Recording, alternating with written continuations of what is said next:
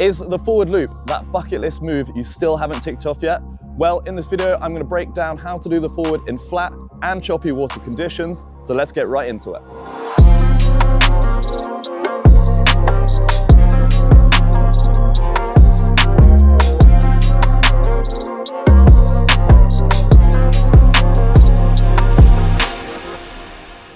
Okay, so in my opinion, the forward loop, it should be the first freestyle maneuver that you learn.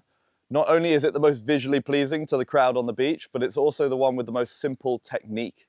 In this video, we're going to break down the technique of the board and then the movement of the sail. And by the end of the video, we can bring that together and hopefully have a perfect forward loop. Let's start with the board then. The biggest misconception about the forward loop is that you need to jump as high as physically possible. Actually, this couldn't be further from the case. You really only need to clear the fin. And a lot of this height that you get on the forward loop actually comes from the throw of the sail. With this in mind, we need to really look at what type of takeoff we want. Do we want the chop hop where we tend to go higher? Or do we want the more traditional freestyler's pop? As I've just said, we don't need that much height. You've probably guessed it. The freestyler's pop is our takeoff of choice. The reason we choose the pop then is because our weight is going to be inboard. It's going to be over the center line of the board. This means when we take off for the forward loop, our weight is going to be at the center of the rotation where there's the least amount of force. Whereas with a chop hop, we kind of go up and high, but our weight is outboard so that when we do pull with the backhand, our weight is on that edge of rotation, and that's where you get the big whip, and that's where a lot of the fear factor for the forward loop comes from. With all that in mind, let's have a look and review a good freestyle pop technique. To help me explain this, I'm going to use a volleyball as an example, as it reacts the same way in water as your windsurf board does. When I submerge the volleyball under the water and then release it, the volleyball pings up to the surface and then pops out. This is exactly the same as your windsurf board, and the deeper you push the volleyball down, the higher the ball will then ping up.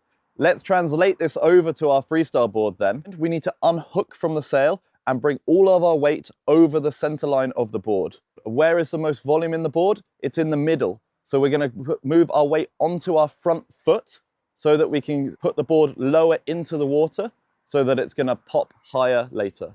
As we mentioned earlier, it's also going to help put you in the right position for the rotation later on. And this is also a perfect habit to get into for the rest of your freestyle maneuvers. If you're sailing on a spot like Bonaire, where it's super flat water, you can try and find that extra flat spot to give you the most amount of control. If you're in a more choppy location, like I am here in Vasiliki right now, sometimes it's good to find that bit of chop to go off the back of, to then pop over. If you are in that choppy water, make sure you compress and you're coiling like a spring before you get to the chop, so you're in that deep trough before, so that you can then explode like a spring up off the top of it, like you would when you're jumping a bike off a ramp. As soon as you've got your weight on your front foot, you then want to immediately shift your weight to the back foot so that the board starts to pop like our volleyball did. Then you can help this by lifting up with your front foot to clear the nose of the board from the water. As you're doing this, start to bring your back foot up to bring the fin clear of the water, level the board out so that you can come down landing flat and sail away. The movement itself is actually very similar to an ollie in skateboarding. If you haven't skateboarded before or don't want to skateboard, that's absolutely fine. But I really want to emphasize that you want to keep your weight on your front foot. So your weight goes on your front foot, you snap, you bring the board up, and then you bring your back foot up to level, and you come down smooth. The last question is, which angle of sail do I want to do the pop on? Now, this is actually one that I don't hear that often, and I think it's really important that you do your takeoff downwind. If you take off upwind, you've got less speed, which means you've got more power because you've got more true wind in your sail. This is going to make that rotation even more nerve-wracking and scary. Whereas if you are going further downwind, you have more board speed, but you have a lot less power in the sail. It also means that you've got less rotation to complete, which makes it easier to obviously get round your first loops. I would really recommend getting this pop dialed in first before you start thinking about what to do with the sail. It's going to make your life a lot easier later, and it's super fun. You can do 3 or 4 pops on one run, and then eventually you can take it into the forward loop. But for that, we need to talk about the sail. Okay, so the sail. Why is it so important then?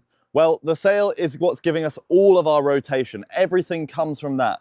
At no point in the forward loop do we jump ourselves around the loop. It all comes from the power and how we maneuver that power in the sail. When we are doing our pop and our takeoff, what we're going to do is we're going to sheet out the sail before we take off. What this is going to do is it's going to release the mast foot pressure that's keeping your board in the water, and it's going to help you when you come to pop and take off. With it sheeted out, you want to lift the sail up high and across your body as far as possible. Now, to start with, I would recommend moving your backhand further back down the boom before you take off. But as you start to get more experienced, I want you to try and think about, as you lift the sail up, you slide your hand down the boom as you're taking off. This is just going to make it a lot smoother, and it's going to mean you can throw the sail a lot further forward and help with that rotation. But to start with, I don't want you to think too much about that, because there's a lot going on in a short amount of time, and that is only going to confuse things. So to start with, slide your hand further back down the boom, sheet out, and start to lift the sail up and across. The reason it's coming across is because if you don't pull it across, you're going to more likely do those end over end forward loops, where you go straight forward instead of underneath the sail. That's what we're really doing. We want to rotate under the sail. Not only is this the best technique, but it's also the safest way to forward loop. We really want to be trying to get that sail across, forward, away from us. The reason being is the further away we can get it, the more leverage we're going to have against the sail. And this means the rotation is going to be faster, and you're more likely to make that rotation happen. So once we're at the peak of our pop, we're ready to initiate that rotation. So we're going to pull in with the backhand. We're going to tuck our back leg even more underneath our bum so that our elbow and knee come together. And at the same time, we're going to look backwards to help initiate our body into the rotation so that we spin underneath the sail. As you can see from this position, I'm trying to keep my front arm as straight as possible.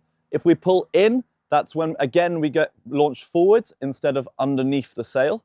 It doesn't need to be locked out dead straight. Obviously, it can have some bend in it, but we want to try and keep it extended away from us. If it's your first attempts at the forward loop, then keep holding this position and you will come round underneath the gear, ready to hopefully still be in the straps to water start away from your first loops. Once you start to get a little bit more experience with the loop, you can start thinking about sheeting out on the landing to give you that extra control and help bring yourself onto the board again. From here on out, it's just a lot of practice, and you start to get a lot more of a feeling for the timing of when you throw the sail and the board at the same time. As I said at the top of this video, the forward loop is actually the least technical freestyle maneuver out there. So with that in mind, feel free to go out and practice. There's a lot of room for error, and it's one of the most fun moves to learn as well. It's one of the best feeling maneuvers. The biggest withdrawal that people have when they speak to me about forward loops is the fear factor to it.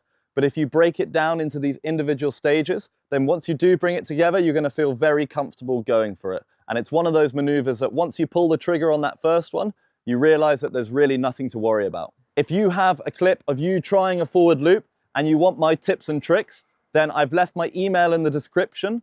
Feel free to send me your clips and I will make a future video breaking down how you guys can improve your freestyle maneuvers.